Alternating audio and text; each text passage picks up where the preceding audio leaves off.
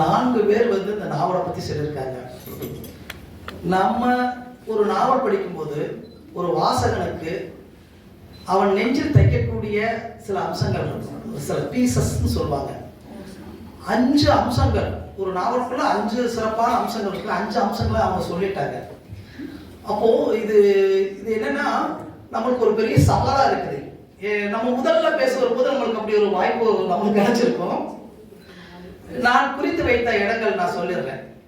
அறிவன் சொன்ன அந்த செண்பகம் என்கிற கேரக்டர், அதை நான் சொல்ல நினைச்சிட்டு இருந்தேன். இப்போ நம்ம வள்ளி அவர் சொன்ன அந்த கோபி பயல், அந்த நாய்க்குட்டியை பற்றி சொல்லணும்னு நினைச்சேன். ஏன்னா எங்கள் வீட்டில் எப்போதுமே நான் விவசாயம் விட்டு பையன், நாய்கள் வளர்த்த பையன். நாய்களோடு தான் நான் தோட்டத்துக்கு போவேன். தோட்டத்தில் நான் போகிறதுக்கு முன்னாடியே திருடனை விரட்டி பிடித்த நாய்கள், சண்டை போட்ட நாய்கள், சரிங்களா? அது நான் சொல்ல நினைச்சேன். அதே மாதிரி உமா மகேஸ்வரி அந்த யானை, காற்றாற்ற ஒரு யானை கடந்துரும், தாமரை குளத்தினுடைய சேற்றை கடக்க முடியாது. சேருங்கிறது ரொம்ப சிக்கிட்டா. எத்தனை குழந்தைகள் பாருங்க. தாமரை பூவை நேத்து போன வாரம் ஒரு அக்காவுக்கு ஒரு தங்கையும் சின்ன பிள்ளைங்க அந்த தாமரை குளத்தை பறிக்கலாம போய் இந்த சேற்றில் சிக்கிட்டாங்க. சேரன்னா நீங்க சேத்துல சிக்கினா யானைகள் எதிர்க்க முடியாது. இங்க நம்ம சிறுவாணி பக்கத்துல சேற்றுல சிக்கி 5 நாள் அதுல தத்தளித்து ஒரு நல்ல 16-17 வயசு யானை அதுல மீள முடியாமல் இறந்து போன வரலாறு, சரிங்களா? அப்போ வாழ்க்கை என்பது என்னன்னா ஆத்த கடக்கலாம், சேத்த கடக்க முடியாது. இந்த மாதிரி சில அம்சங்கள் எல்லாம் இருக்கு இல்லைங்களா? இதையெல்லாம் இந்த நாவலை சொல்லணும்னு நினைச்சேன். பட் அவங்க சொல்லிட்டாங்க, எல்லாரும் சேர்த்து நம்ம பார்க்கலாம்னு நினைக்கிறேன். இந்த நாவல் இதுல ஒரு மிக முக்கியமான விஷயம், நான் ரொம்ப கடுமையான நெருக்கடிகள் இருக்கேன். ஒரு பத்திரிகையில தொடர் எழுதுவதில் ஒரு நண்பர் அந்த பத்திரிகையில கேட்ட உடனே நான் சரின்னு சொல்லணும்னே அதற்கு உண்மையாக உழைக்கணும்னு நினைப்பேன். நான் அதற்கு நேரம் இல்லை.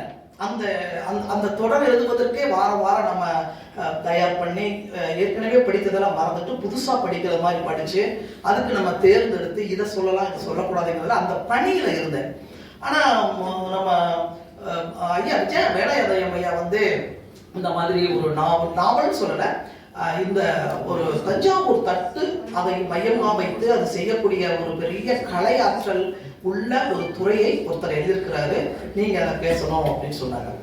இப்ப எனக்கு என்னன்னா நெருக்கடி, கடுமையான நெருக்கடி. ஆனால் 85 வயதுல ஒரு இளைஞர் போல ஓடிக்கொண்டிருப்பவர், ஒரு புத்தகத்தினுடைய காதலர், கூவி கூவி கூடி விற்கக்கூடியவர், அது மிக முக்கியமான நூல்களை உலகத்திற்கு சொல்லிக்கொண்டே இருக்கக்கூடியவர். அது யாரும் இல்லை, அவருக்கு ஒரு பார்சியாலிட்டியே கிடையாது. எந்த துறையில எந்த விதமான எழுத்தாளர் ஒரு நல்ல கதையை ஒரு நல்ல நாவல்னா உடனே அது டேபிள்ல வச்சுட்டு கூப்பிட்டு இதை படிங்க என்று சொல்லக்கூடிய ஒரு மனிதர் சொல்லும் பொழுது நம்ம அதை மறுக்கக்கூடாது அப்படிங்கிற ஒரு விஷயம். ஏன்னா நான் ஒரு எழுத்தாளனா இருக்கேன்னா அவருக்கு அந்த வயசுக்கு நான் மதிப்பு கொடுக்கணும். சரிங்க, படிச்சிடலாம், சொல்லிடலாம், தோட்டத்தில் இருந்தேன், ஒரு அங்க எங்க இருக்கீங்க, ஊருக்கு வந்திருக்கேன் அப்படின்னு. எனவே அந்த ஆர்வலர் ஒரு நூல் மீது இருக்கக்கூடிய மிகப்பெரிய காதலருக்கு நாம செய்யக்கூடிய ஒரு நன்றி அவர் சொன்ன உடனே நாம ஏற்றுக்கொள்ளணுங்கிற ஒரு விஷயம். இது இந்த நாவலை நான் படிக்கும் பொழுது இப்ப எல்லாரும் சொன்னாங்க, ஒரு சிவாஜி கணேசனுடைய பெரிய ரசிகர் கண்ணதாசன், இது தற்செயலா என்னன்னா நான் எம்ஜிஆர் ரசிகரா இருந்தா ஒரு எம்எல்ஏ ஆயிருக்கேன். சிவாஜி ரசிகரா இருந்ததுனால நான் ஒரு வார்டு மெம்பர் கூட ஆகிறேன். ஏன்னா நான் ஒரு பெரிய விவசாய குடும்பத்துல பிறந்ததுனால உண்மையிலேயே நான் ஒரு எம்ஜிஆர் ரசிகரா போடி நாயக்கனூர்ல இருந்தேன்னா ஒரு அரசியல்வாதி ஆயிருப்பேன், நான் பெரிய எம்எல்ஏ ஆயிருப்பேன்.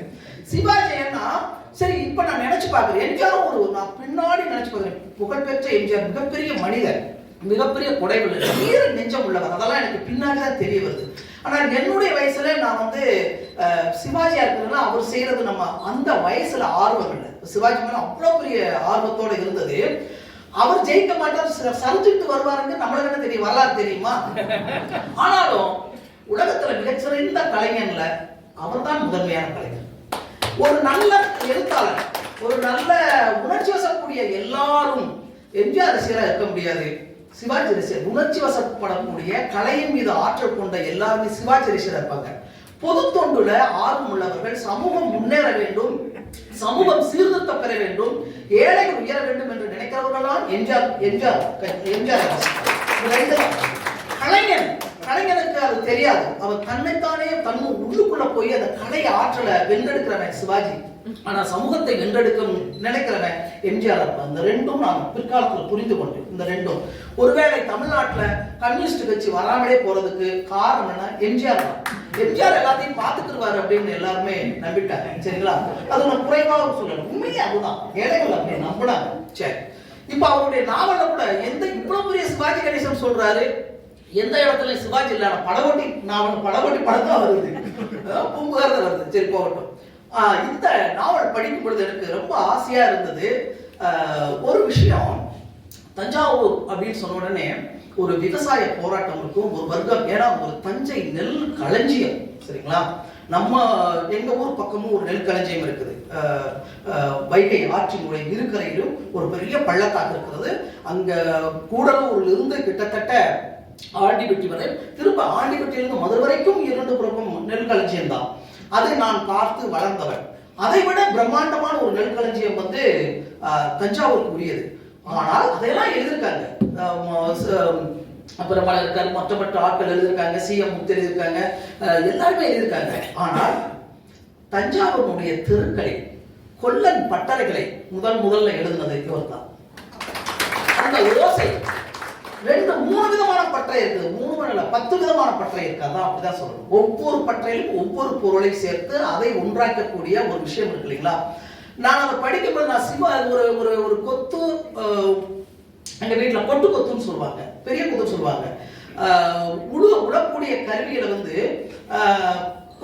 மம்பட்டியில கொட்டு மம்பட்டின்னு சொல்லுவாங்க. தேய்ந்து போன மம்பட்டிக்கு கொட்டு மம்பட்டி, புது மம்பட்டிக்கு வால் மம்பட்டின்னு சொல்லுவாங்க. அது புதுசா இருக்கு, பெருசா இருக்கும். சரிங்களா? இதெல்லாம் நம்மளுக்கு தெரியுது.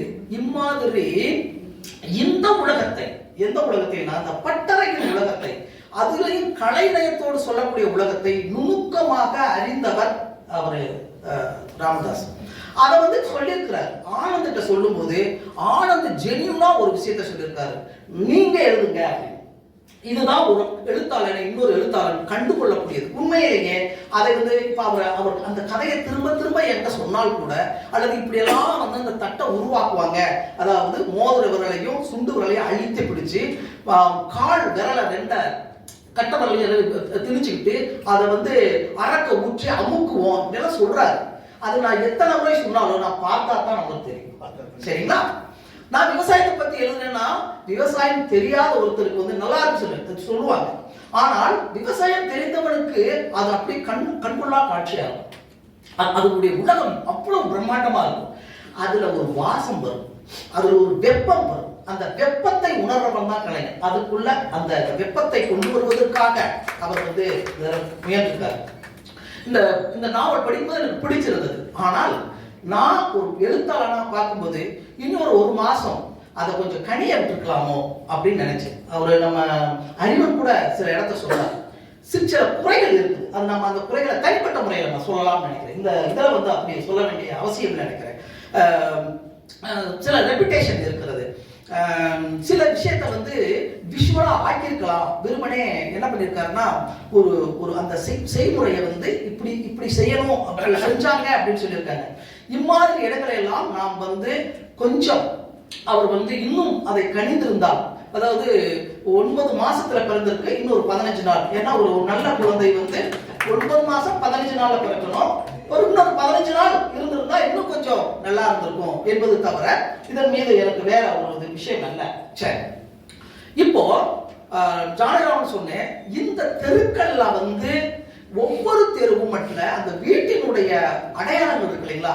என்ன தூண், என்ன மரம், என்ன விதமான கீழ் தூண் அப்படியே பருத்திருக்கும். மேல போக போக போக அது குறுகி போகும். அந்த ராஜ் செட்டியாருடைய வீடு சொல்லும் பொழுது அதுக்கப்புறம் இன்னொருத்தருடைய வீடு, ஒரு நாராயணசாமி ஒருத்தர் வீடு.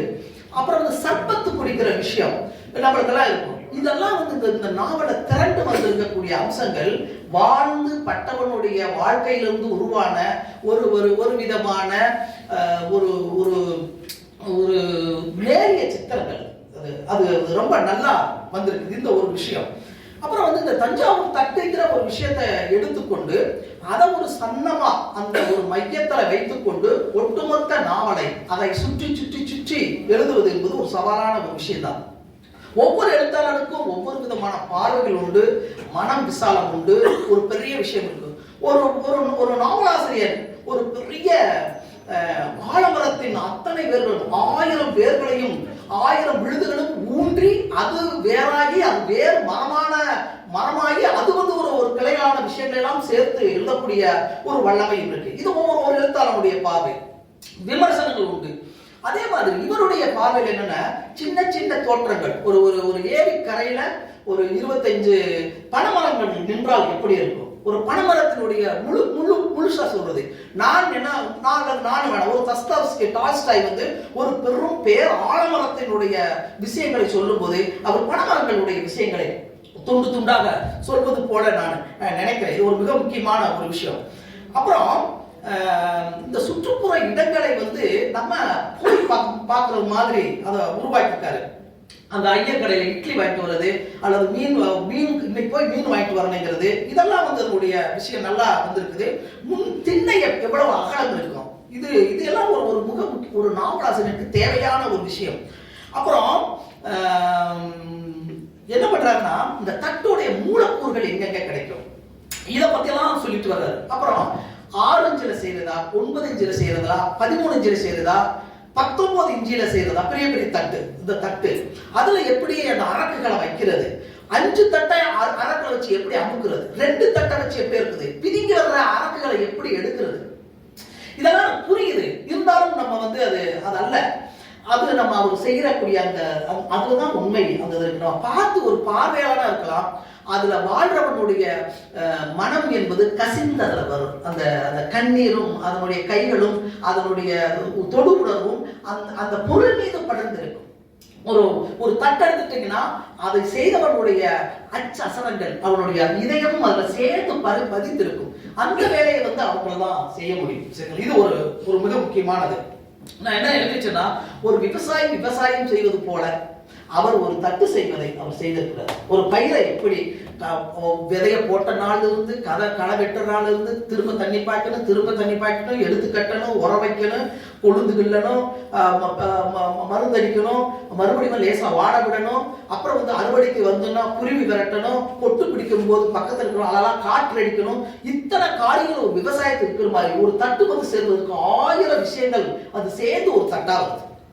1000 விஷயங்களோடு ஒரு மனிதன் பயணித்துக்கிட்டே இருக்கான். அதுதான் முக்கியமானது. இது இந்த நாவல்ல வந்து கூடி வந்த ஒரு அழகான ஒரு விஷயம். அதுல கலைச்சொற்கள் உண்மையிலேயே அதுதான் வந்து நீங்க அதுக்கு ஃபுட் நோட்ஸ் கொடுக்காம கொடுத்தது ரொம்ப சந்தோஷமான விஷயம். ஃபுட் நோட்ஸ் ஒரு நல்ல நாவலுக்கு வந்து ஃபுட் நோட்ஸ் கொடுக்கக்கூடாது, கீழே வந்து குறிப்புன்னு கொடுக்கக்கூடாது.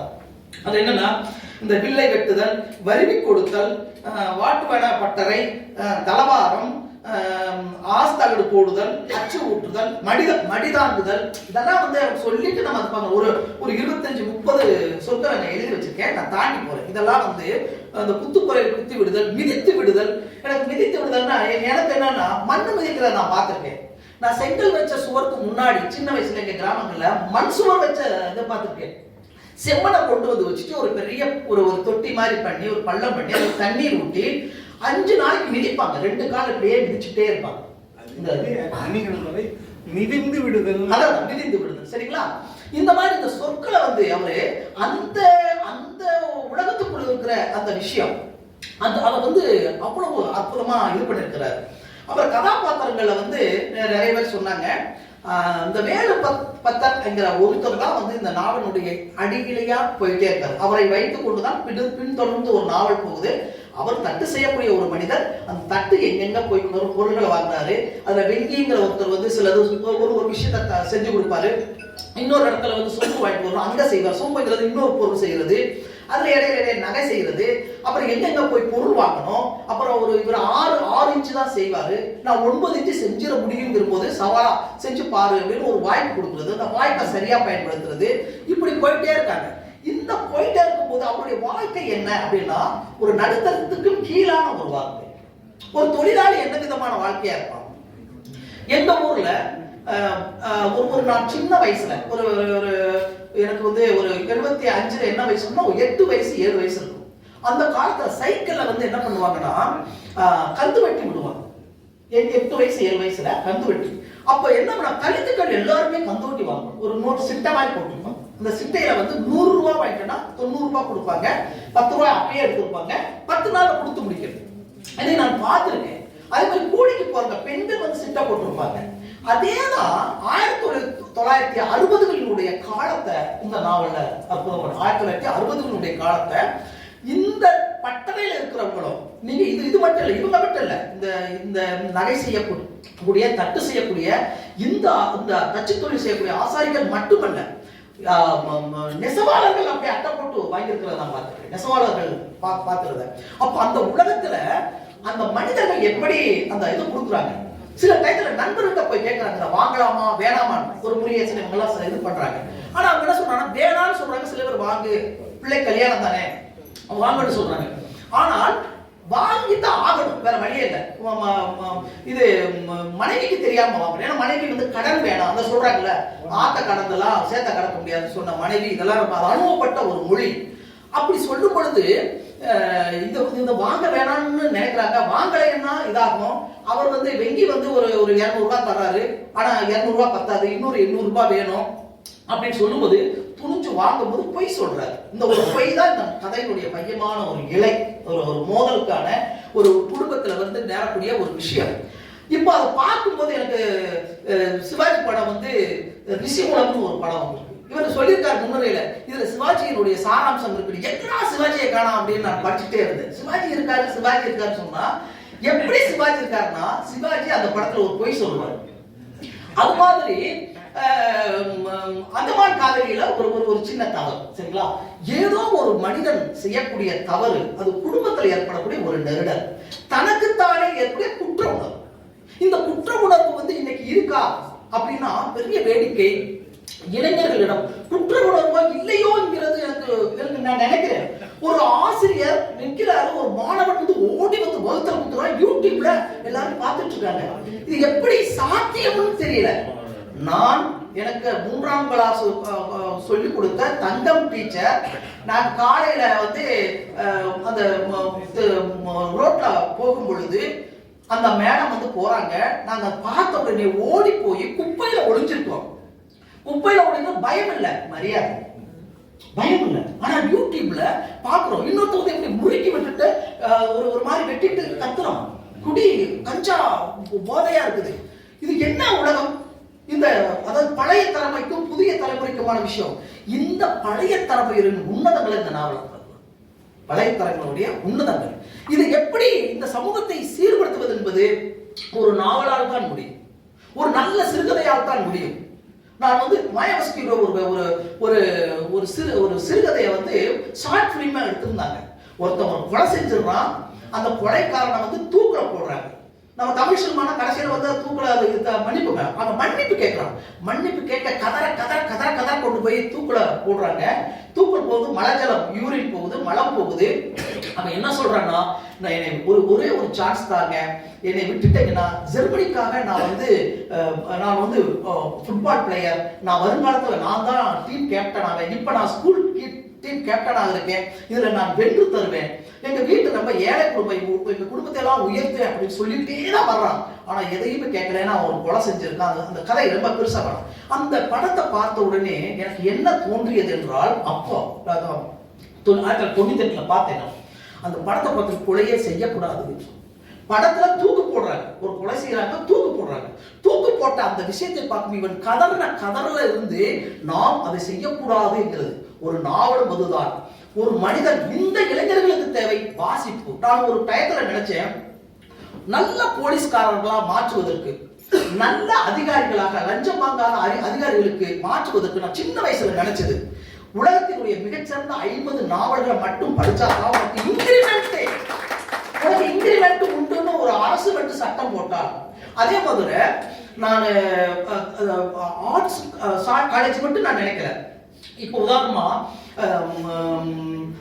வழக்கறிஞர், அதாவது பிஎல் படிக்கிற இடம், அல்லது வந்து இன்ஜினியரிங் காலேஜ், டாக்டர் படிக்கக்கூடிய மருத்துவ கல்லூரி, எல்லாரும் வந்து 50 நாவல், மிகச்சிறந்த உலகின் நாவல் படிக்கணும். அவன் மனுஷனாவதற்கு ஒரு வாய்ப்பு, ஒரு மனிதனாவதற்கு ஒரு வாய்ப்பு. நாவல் அந்த காரியத்தை தான் செய்யும். ஒரு மனிதனாவதற்குரிய வாய்ப்பு நாம் அது வாசிக்கும் பொழுது நான் இப்ப ஒரு நல்ல மனிதனா அல்லது வந்து ஒரு ஃபர்ஸ்ட் நான் மனிதனா மாறுறதுக்கு உண்மையிலேயே என்னுடைய வாசிப்பு தான் மனிதனா மாறுறது. எனவே இந்த நாவல் இந்த விஷயத்தை எல்லாம் நான் சொன்னேன். இந்த கோபிங்கிற அந்த நாய்க்குட்டி என்னன்னா, அந்த நாய்க்குட்டியோட பேசுறாங்க. இப்ப நான் எங்களுடைய பசுவோட நான் பேசுவேன். என்ன, ஏன் தண்ணி குடிக்க மாட்டேங்கிற, ரொம்ப செல்லம் கொஞ்சியா, இந்தா குடி அப்படின்னா குடிக்கும். வா வா வா அப்படின்னா வரும். நான் சைக்கிளை விட்டு வந்தேன்னே என் பசு அப்படியே செருமிக்கிட்டு வரும். அங்க மேயிற பசு மூக்குறாங்காய் மட்டும் தான் இருக்கும், அது கைப்பிடி கையிலே இருக்காது, தோட்டத்தில் இருக்கும். நான் சைக்கிள் அப்படியே அந்த வண்டி தரத்துல வந்தேன்னா என்னை பார்த்த உடனே வரும். மேய்ச்சிட்டு இருக்கிற வரும் சார். நாங்க ஒரு காளையை வந்து இங்க ஒரு சந்தையில வித்துட்டோம். அப்ப வித்த கண்டுன்னு நான் வந்து எஸ்டிசில வேலை பார்க்குறேன். அங்க போறோம். நம்ம செல்லப்பா எழுதுன அதே இடத்துல தான் நாங்களும் போய் வித்தோம். செல்லப்பா எழுதுன அந்த நம்ம ஒட்டஞ்சத்தை பக்கத்துல டக்குன்னு அந்த சந்தை இல்ல அந்த சந்தை பேர், அந்த சந்தை கன்னிவாடி இல்ல, இன்னும் நம்ம அந்த முன்னாடி ஒட்டஞ்சத்திரத்துக்கு கொஞ்சம் முன்னாடி இல்ல அந்த சந்தைக்கு பேர் நான் சொல்றேன். இல்ல அது வருடத்துல ஒண்ணும் சேரும். சரி விடுங்க, அது ஒரு முக்கியமான விஷயம். ஒரு கண்ணுக்குட்டியை நாங்க வித்துட்டோம். அதுக்கு வந்து 2 பள்ளி போடக்கூடிய பருவம். அப்ப நான் போன் பண்றேன், நான் எஸ்எஸ்ல, ஆனா கண்டுகுட்டி வித்துட்டேங்க. நான் தம்பி 7 கண்டுகுட்டி போனா ஒரு கண்டுகுட்டி தான் ஒண்ணுதான் வித்தது, இன்னும் மத்ததெல்லாம் விற்கலாப்பான்னு சொல்றோம். நான் வந்து சாயந்தரம் வர்றேன், ஒரு ½ டே லீவ் போட்டு. அவங்க என்னன்னா லாரியில ஏத்திக்கிட்டு இருக்காங்க ஒரு 200 எங்க கேரளா கொண்டு போறது. எங்கன்னு சொன்னோடனே நான் போய் அந்த காளையை பார்க்க போறோம். அந்த காளையை பார்த்து எங்க அண்ணனை பார்த்துருச்சு. பார்த்த உடனே வகுத்து அடி வயிற்றுல இருந்து செருமி அதுக்கு மேல தப்பி கீழே வந்துருச்சு. அப்ப அவர் சொல்றாரு, நீங்க காளையை வித்துட்டீங்களா, நீங்க ஏங்க வளர்த்தாம நிக்கிறீங்க போங்க அப்படின்னாங்க. அப்ப எங்க அண்ணன் சொன்னாரு, அப்படியே தலையை குனிஞ்சிட்டு வரும் பொழுது ஒரு வார்த்தை சொன்னாரு, தம்பி இனிமேல் காளையெல்லாம் வளர்க்க கூடாதா, ஒண்ணு வளர்த்தா விற்க கூடாது அப்படின்னு. வளர்த்தா விற்க கூடாது, விற்கிறதுக்கான நம்ம வந்தோம் அப்படி கண்ணே சிந்துட்டு வந்தாரு. அப்புறம் இன்னொன்னு சொல்லுவாரு, கொட்டத்துல காளை இல்லைன்னா நான் செத்து போயிருவேன்டா, 2 காளை வாங்கிக்கணும் அப்படின்னு. கொட்டத்துல காளை இல்லைன்னா நான் செத்து போயிருவேன், 2 காளை வாங்கி கொடு அப்படிவாரு. நான் வாங்கி கொடுத்துருக்கேன், 15 வருஷமா 2 காளை வாங்கி கொடுத்துருக்கேன். நான் உண்மையிலே அது வளர்த்து லாபத்துக்கு நான் வித்ததே கிடையாது. சரிங்களா? இது ஒரு உணர்வு. அந்த நாய்க்குட்டி வந்து ராணுவ தேடி கொண்டு வர, அவன் சின்ன பையன் விளையாடுற பையன், ஒரு 8ஆம் கிளாஸ் 9ஆம் கிளாஸ் பையன். இது ஓடுது, ஓடி போய் கடி வாங்கிட்டு வருது. கடி வாங்கிட்டு வந்து புண்ணாகி பார்த்தா அதுக்கு என்ன பண்ணது, ஒரு மருந்து, ஒரு மஞ்சளோ எண்ணெயும் கலந்து போட்டு சீலைய, ஒரு மாறாப்பு சீலைய அதை இது பண்ணி ஒரு கட்டக்கூடிய இடம், அதை தான் நம்ம சொன்னார் அந்த நாய்க்குட்டி சார் சொன்னார். சரிங்களா? நாய்க்குட்டியோட ஒரு கவித்துவமான ஒரு இடம். இது வந்து எனக்கு ரொம்ப இதா இருந்தது. அப்புறம் நான் பாத்தீங்கன்னா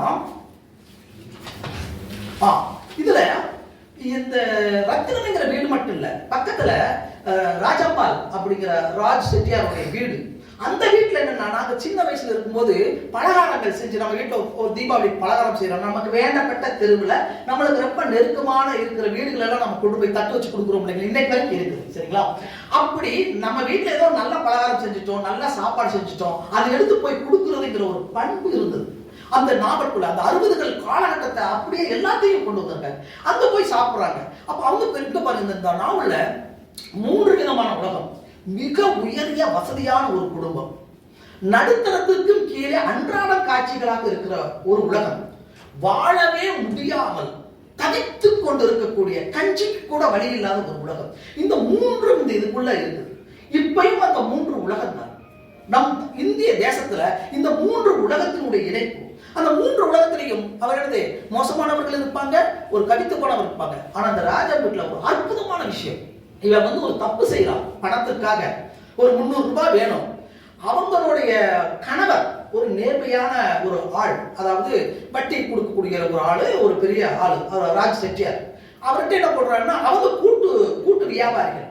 இப்போ ஒரு 300 ரூபாய் தேவைன்னு சொன்ன உடனே இவர் என்ன பண்றாரு, நகத்தை வெட்டி ஒரு சின்ன டப்பாவில் போட்டு கொடுக்குறாரு. அது என்னன்னா, தங்கத்தை வந்து நம்ம செதுக்கும் போது அது இருக்கக்கூடிய பிசுக்கள் எல்லாம் திரட்டி அதை உருக்கி ஒரு உருண்டை பண்ணி அதுல ஒரு பாக்ஸ்ல போட்டு வைக்கக்கூடிய ஒரு வழக்கம் இருக்கு. அது நம்மளுக்கு கஷ்டமான காலத்துல கொண்டு போய் கொடுத்து நம்ம வித்து நம்ம வாய்க்கிறது.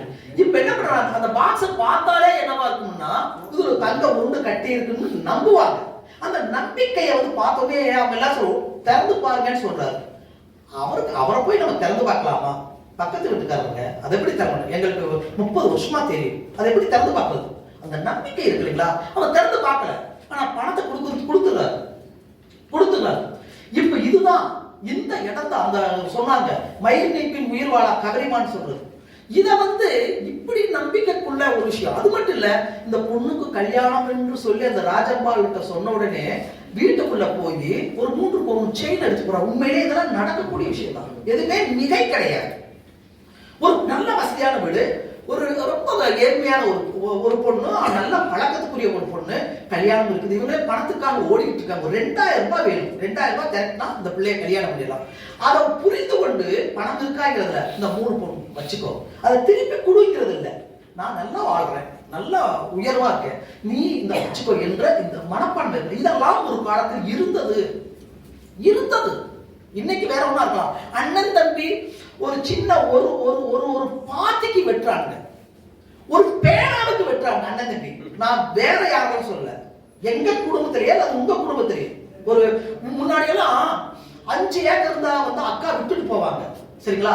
இன்னைக்கு 1 சென்ட் விடல. ஏன்னா கோயம்புத்தூர்ல 1 சென்ட் 10 லட்சம் ரூபாய். ஒரு 5 ஏக்கர் என்னவா இருக்கும்? தம்பிக்கு அக்காவுக்கு 5 ஏக்கர் 10 ஏக்கர், தம்பிக்கு 10 ஏக்கர் இருக்கட்டும், எனக்கு நகை போட்டிருக்காங்கன்னு ஒரு வார்த்தை இருந்தாங்க. ஆனால் இன்னைக்கு 5 ஏக்கர்ங்கிறது 5 கோடி. 5 கோடி விடுறதா? பணம் என்பது இன்னைக்கு மனிதர்களை ஆட்சி செய்து, அன்னைக்கு மனிதர்களை ஆட்சி செய்து குணம் தான் ஆட்சி செய்யுது, இதயத்தை ஆட்சி செய்த ஒரு உலகம். இன்னைக்கு பாருங்க மாறி இருக்குங்க இந்த உலகம், ரொம்ப மாறி. இந்த நாவல் அப்படித்தான் இந்த நாவலை புரிந்து கொள்ள வேண்டும். இந்த நாவல் இன்னைக்கு என்ன பொருள் தருகிறது? அப்படி இருந்தோம். மரபு என்பது என்ன விஷயம்னா, மேன்மையான விஷயங்கள் நம்ம வாழ்க்கையில தொடர்ந்து வந்துகிட்டே இருக்கணுங்க. அந்த மேன்மை போயிடுச்சுன்னா இந்த உலகத்திற்கு எந்த விதமான பொருளும் கிடையாதுங்க. அந்த பொறுமையை தான் இது எடுத்து தாட்டுது. இன்னொன்று, இதுல ஒரு தண்டல்காரன் ஒருத்தன் வரான், நம்ம அந்த ஃபைனான்ஸ் பண்ற மாதிரி. அவன் கூட ஒரு வகையில நெருக்கடி கொடுக்குறான். என்ன, 1 மாசம் ஐயா, 1 மாசம் 10 நாள் வேலை இல்லை, சரி நீ அடுத்த நாள் 5 நாள் வச்சுக்கோ, நாளைக்கு கொண்டு கொடு. ஒரு நாள் என்ன, இன்னைக்கு நாளைக்கு ஒரே ஒரு சான்ஸ் தான், நீ கொடு. இப்ப குடுன்னு சொல்லும்போது என்ன வரும்?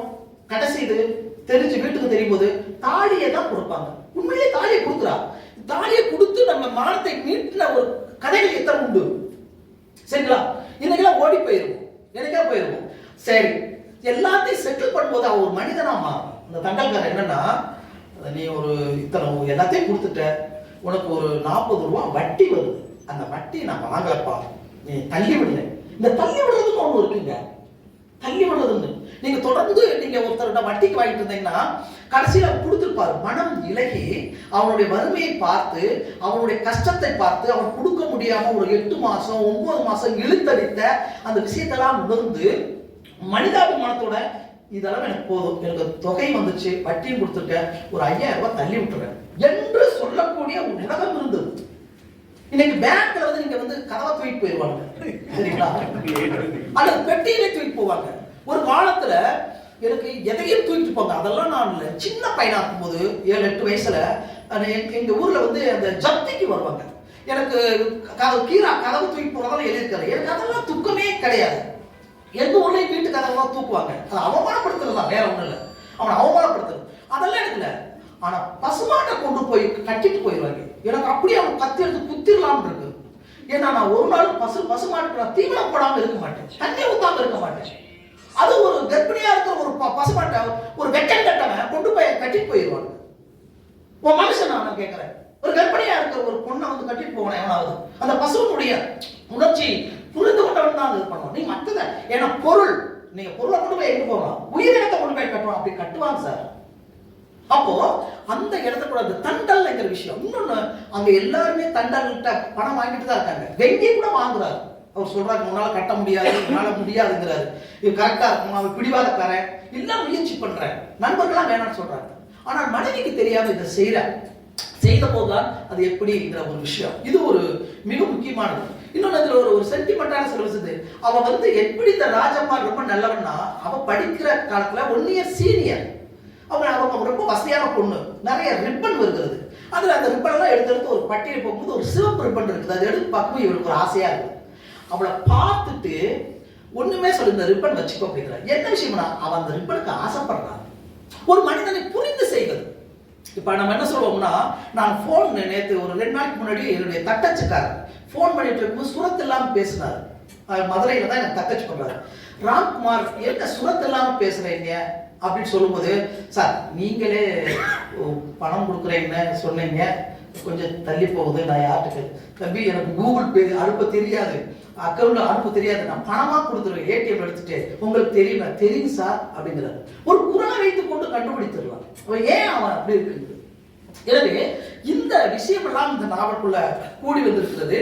அப்புறம் சிவாஜி ரசிகர் திரும்ப நான் சொல்றேன், ஏன் சிவாஜி ஒரு பெரிய கலைஞன் அப்படின்னா, சமீபத்தில் ஒரு 5 நாளைக்கு முன்னாடி பஸ்ல போகும்போது ஒரு பாட்டு கேட்டேன். என்ன பாட்டுன்னா, இந்த கட்டழகானதோ கற்பனை ராஜ்யம் கட்டி முடிந்ததடா, அது கட்டில் அமைந்ததடா, இந்த சட்டங்கள் தர்மமும் ஏதுமில்லை, நான் அது சக்கரவர்த்தியெல்லாம் சொல்லும்போது சிவாஜி கணேசன் உள் கோட்டு போட்டிருப்பாரு, மேல ஒரு சிவப்பு கோட்டு, அதுக்கப்புறம் உள் பெட்டி கோட்டு போட்டிருப்பாரு. இந்த பெட்டி கோட்ல வந்து உள்ளுக்குள்ள 2 பாக்கெட் வந்து இருக்கிற மாதிரி போடும். பாக்கெட் இருக்கு, இந்த பாக்கெட் கட்டவரில் ஊனி அப்படி கம்பீரமா நிக்கணும்.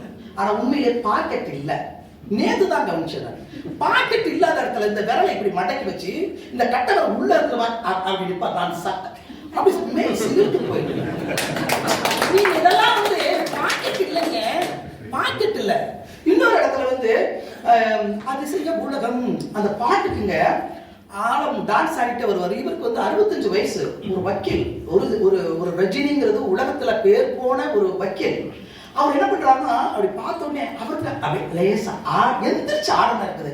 அது மற்றவர் கவனிச்ச உடனே அப்படி அடங்கிடுவாங்க. மற்றவருக்கு தன்னை பார்க்கறாங்க, தன் எல்லை மீறி நான் லேசா எந்திரிச்சு லேசா அசைச்சிட்டு, இப்படி ஒரு கலைஞன். எனவே உங்களோட எனக்கு ரசிக்குது. சரியா? சரி, இதெல்லாம் வந்து இந்த நாவலுக்குள்ள எனக்கு அந்த இது வந்துச்சு. அப்புறம் இந்த அவர் சொன்னாங்க, அந்த தோப்பினுடைய டிஸ்கிரிப்டிவ் அப்படிங்கிறது, அந்த பருத்திமார் கோயில் எங்க அது பார்த்தோன்னே, நான் மதுரையில வாழ்ந்தேன். அப்புறம் நான் வீரபண்டிகை வருஷத்துக்கு போறேன். ஒரு திருவிழா என்பது என்னென்ன இருக்கும், எதிர் சேவைன்னு ஒன்று நடக்கும். அழகு வரும்போது நாங்க எதிர் சேவை போவோம். தண்ணீர் பந்தல் இருக்கும். அப்புறம் வந்து சாப்பாடு கொடுப்பாங்க, எல்லா கடைக்காரர்களும் சாப்பாடு கொடுப்பாங்க. அப்புறம் குறவர் குறத்திகள் வந்து சாப்பாடு வாங்குவாங்க. அப்புறம் வந்து சர்க்கஸ் நடக்கும். சரிங்களா? குழந்தைகளுடைய ஆட்ட பாட்டங்கள், அப்புறம் வந்து மோகினி, அது இது வண்டி, இத்தனை திருவிழாவையும் அவர் வந்து சொன்ன மாதிரி அவ்வளவு ஒரு பெரிய இந்த பருத்திமார் உத்தரம் பண்டிகை உத்தரத்துக்கு கொண்டு வந்த அந்த விஷயத்தை வந்து ரொம்ப அந்த ஏரியா ரொம்ப நல்லா ஒரு நாவலுக்குரிய ஒரு விஷயம், ஒரு கொண்டாட்டத்துக்குரிய ஒரு விஷயமாக அது இருந்தது. அப்புறம் இன்னொரு இந்த நாவல ஒரு விஷயம் கவனித்தக்க ஒரு விஷயம், திருச்சியில அதாவது தஞ்சாவூர்ல இருந்து திருச்சிக்கு ஒரு 80 வயது பெரியவர், அவருக்கு வந்து அந்த 80வது ஆண்டு விழா கொண்டாட போறாங்க. அப்ப எல்லாரும் இந்த ரத்தினம், அவங்களுடைய மகள் விஜி எல்லாருமே கிளம்பி வர்றாங்க. அப்படி வரும் பொழுது அந்தந்த ஸ்டேஷன்ல இவங்க சொந்தக்காரங்க நிக்கிறாங்க, அதுக்கு ஒரு இடம் போடுறாங்க. இப்ப அந்தந்த ஸ்டேஷன்ல ஏறி உட்காந்தோடனே அவங்க ஒரு கதை சொல்றாங்க. 5 இடத்துல இப்படி ஸ்டேஷன்ல நிக்கிறாங்க. 5 இடத்துல சேர்ந்த உடனே அந்த ஊருக்கு திருச்சி வர்றாங்க, ஜெயபுரத்துக்கு போறாங்க. அந்த பற்றி இந்த விஷயத்துல இந்த இடம் போடு ட்ரெயின்ல இப்படி ஒண்ணு இருக்குதா அப்படிங்கிறது எனக்கு ஒரு பெரிய விஷயம். ஏன்னா நாங்க வந்து பஸ்ல போய் போல, ஏன்னா தேனிக்கும் நான் வந்து தேனிக்கும் மதுரை போறதோ, தேனிக்கும் கோயம்புத்தூர் போறதோ என்னன்னா எங்களுக்கு ட்ரெயின் வசதி கிடையாது. எனவே பஸ். அப்ப இந்த ட்ரெயினுடைய வாழ்க்கை வந்து ஒரு அற்புதமான ஒரு விஷயமா இருந்தது. இது ஒரு 2 நிமிஷம் எடுத்துக்கிறேன், கொஞ்சம் இதுக்கு பாருங்க. அப்புறம் ஒரு இடத்துல இருக்கிறாரு, கல்லணையில் இருந்து ஒரு புது கால்வாய் சொல்றாரு. அந்த புது கால்வாய் எப்ப உருவாச்சு? 200 வருஷத்துக்கு முன்னாடி உருவாச்சா, இல்ல கரிகாலனே உருவாக்கிய கல்லணையா? ஆனா அவன் உருவாக்குறது புது கால்வாய். இன்னைக்கு வரைக்கும் புது கால்வாய்னு சொல்றேன். அதுக்கு ஒரு வரலாற்று பூர்வமான ஒரு விஷயத்தை தேடி பாருங்க, நான் அதை சொல்லணும்னு நினைச்சேன். சரிங்களா? அப்புறம் முள்ளு கத்திரிக்காய், ஒருத்தர் முள்ளு கத்திரிக்காய் வேணாம் அப்படிங்கிறாங்க. வாங்கினா வாங்கு, மற்ற கத்திரிக்காய் விட நல்ல கத்திரிக்காய் ஒண்ணு இல்ல. நம்ம உலையில கொஞ்சம் கங்கு இருக்கும் போது மேல ஒரு தட்டை வச்சு அந்த முள்ளு கத்திரியை போட்டோம்னா அந்த முள்ளெல்லாம் வாடி போயிடும், அதெல்லாம் நசுங்கி போயிடும். அப்ப அறுத்து போட்டோம்னா நல்லா இருக்கும். என்ன ஒரு இது, இந்த வாழ்வியல் விஷயம் இருக்குங்களா? ஒரு நாவல் என்பது இத்தனை அம்சங்களையும் அரவணைத்து போறதுதான், வெறுமனே ஒரு விஷயத்தை மட்டும் சொல்றது இல்லை. அப்புறம் நீங்க சொல்லிட்டீங்க, இந்த செண்பகம்ங்கிற பொண்ணு வந்து, நான் மதுரையில, ஏன்னா நான் கிராமத்தை பிறந்தவன், மதுரையில இருந்தேன். என்னுடைய நண்பர் வீட்டுக்கு போவேன், வாழைத்தோப்புங்கிறது. அந்த சந்துல வந்து சிறுவர்கள் வெளிக்கிருப்பதை நான் ஒரு 25 வருஷத்துக்கு முன்னாடி போகிறேன். அப்ப என்ன பண்ணுவாங்கன்னா வீட்டுல சாம்பல் வாங்குவாங்க. அந்த வீட்டுல அக்கா கொஞ்சம் சாம்பல் கொடுங்கக்கா அப்படிங்க. இந்த சாம்பல் அதுல டானா படத்துல அந்த தட்டு இருந்ததுன்னு ஒரு வரி எழுதுறாரு. அதை இப்படி பிடிக்கிறதுக்கும் வாழ்வதற்கும் மனத்தின் மீது அந்த முதல்ல சாம்பல் கொடுக்கணும்.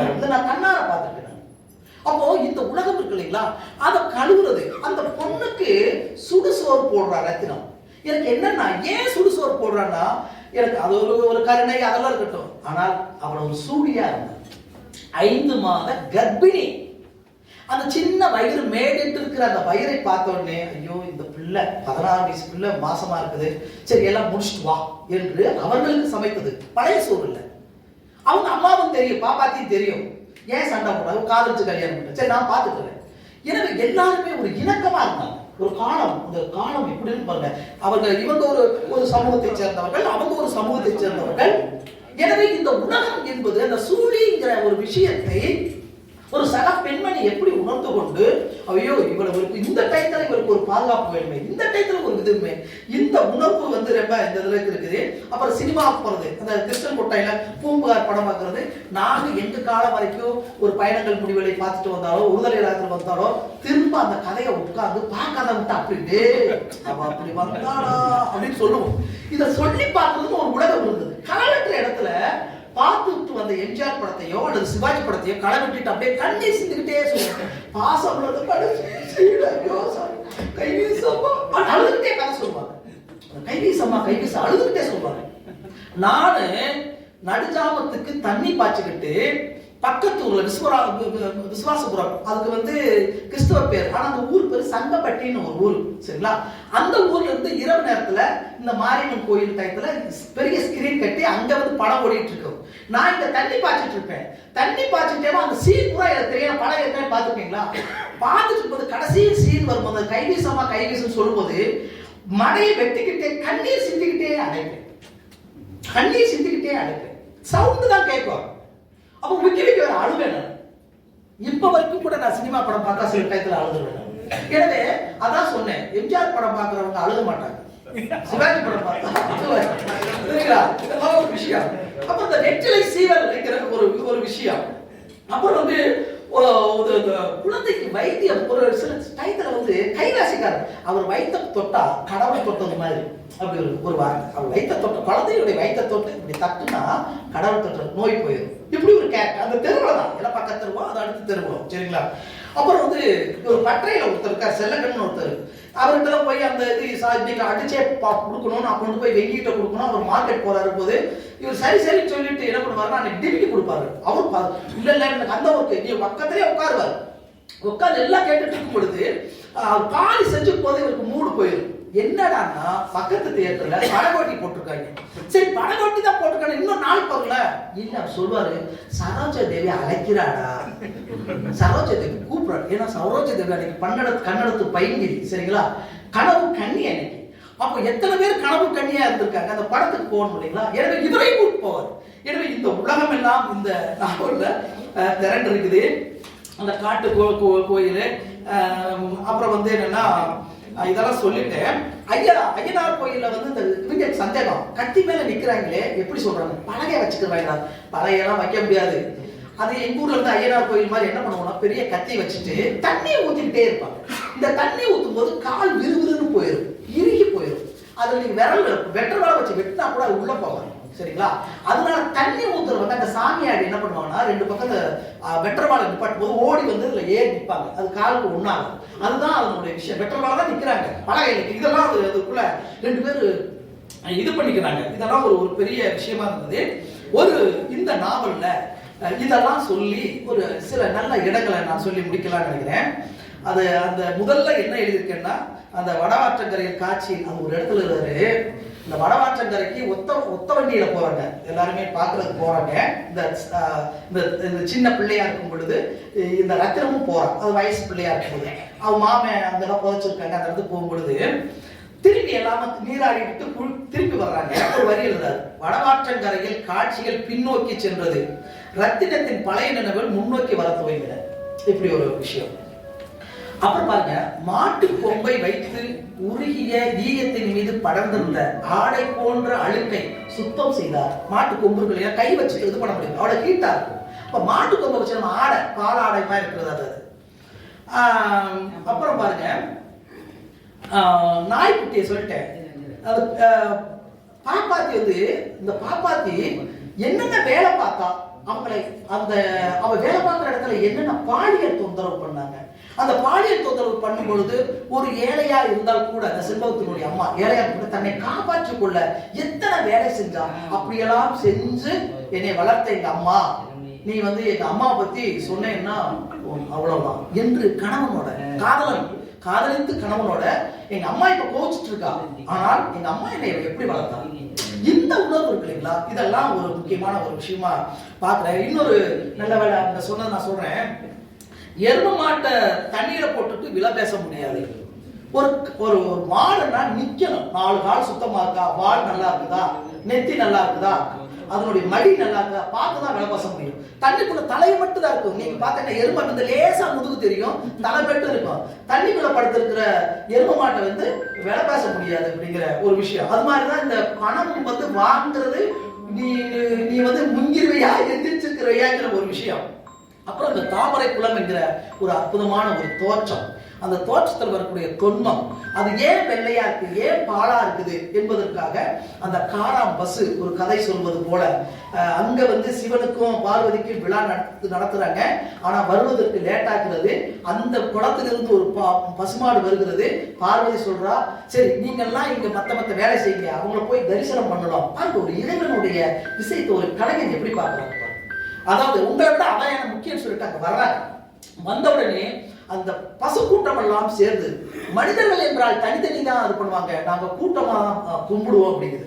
எல்லாருமே பால் சொரிந்ததனால் உருவான அந்த அந்த குடம் பாலான போனது. அந்த குடத்துல இந்த ரத்தினமும் அந்த சேதும் சந்திப்பது, அதுல இந்த ஊஞ்சல் மாதிரி இடத்துல இருக்கிறது, அவங்களுடைய காதல், அவங்களுடைய விருப்பம், இதையெல்லாம் அந்த அந்த பால் போன்ற மனத்தை, பாலான அந்த உலகத்தை உருவாக்குவதற்காக 2 உள்ளங்களை அந்த துளியிலிருந்து தான், அந்த வெண்மை என்கிற துளியிலிருந்து கடவுள் நான் என்ன சொல்றேன்னா அந்த மேன்மை என்கிற ஒரு விஷயத்திலிருந்து எடுத்துக்கொண்ட ஒரு விஷயமாக பார்க்கிறேன். இந்த நாவல் இந்த வகையில் எனக்கு பிடித்திருக்கிறது. ஆனால் நாங்க எங்க ஊர்ல என்ன சொல்லுவோம்னா, முழுக்க கனிய விடணும். நல்ல ஒரு மாம்பழம் இருக்குன்னா மல்கோவா மாம்பழம் கொம்புளையே பழுக்க விடணும் ஒண்ணு இருக்குது. இது என்னன்னா பழுக்கிறதுக்கு கொஞ்சம் முன்னாடி அதை பறிச்சுட்டாரோ அப்படின்னு நினைக்கிறேன். அதை 2வது அது விரதி வரும் பொழுது நம்ம பார்த்துக்கலாம். அது ஏன் பழுக்கிறது நான் சொல்றேன், எந்தெந்த இடத்துலங்கிறதெல்லாம் சொல்றேன். ஆனால் இந்த நாவல இந்த விதத்துல நம்ம விஜயா ஐயா வந்து கொண்டு வந்ததுக்கு அவருக்கு தான் நம்ம வந்து ஒரு மிக முக்கியமான நன்றி சொல்றோம். மகிழ்ச்சி, நன்றி, வணக்கம்.